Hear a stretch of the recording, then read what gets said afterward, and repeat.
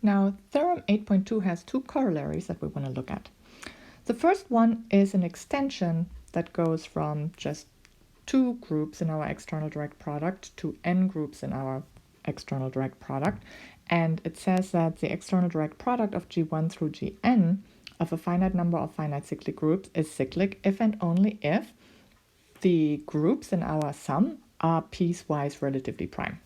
So if you take any of those two groups, so let's say if you're taking G2 and you're taking Gn, then their orders have to be relatively prime. And that has to be true for any pair of groups out of our n groups.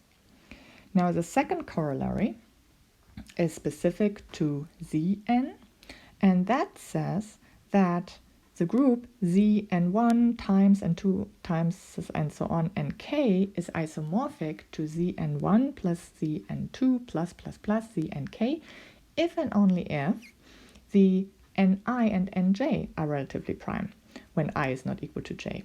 So pairwise, our n's have to be relatively prime. So that's just a special case of corollary 1. So this is just a special case of corollary 1. But what does that say? Let's look at a few examples. So this is saying, for example, that the 60 is isomorphic to the 12 plus the 5 because 12 and 5 are relatively prime. Or what else? The 60. How else can we make 60? We could make it via 4 times 3 times 5. 4 times 3 times 5. That is also 60. Is it? Yes. That is 60. So, and they are all relatively prime. So the 60 is also isomorphic to the 4 plus the 3 plus the 5. And also all of these groups are cyclic, so they're all cyclic.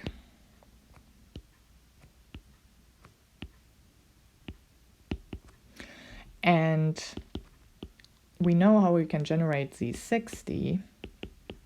Just 1 is a generator.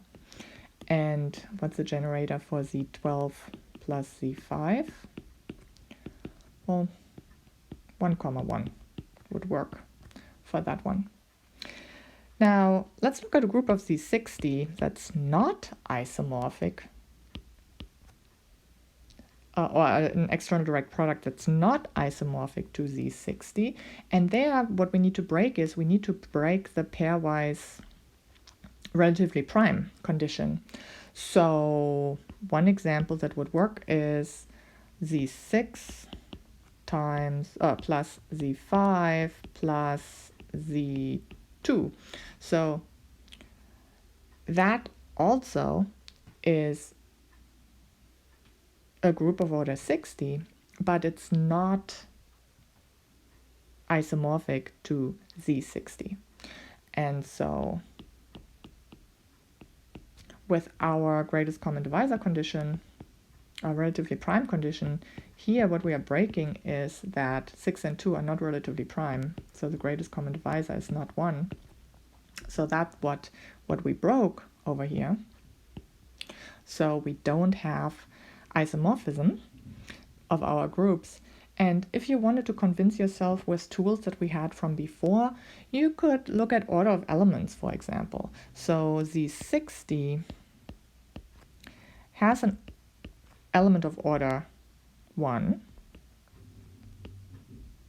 Oh, sorry, an element of order 60,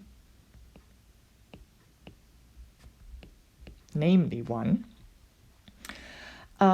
But the 6 plus the 5 plus the 2 does not.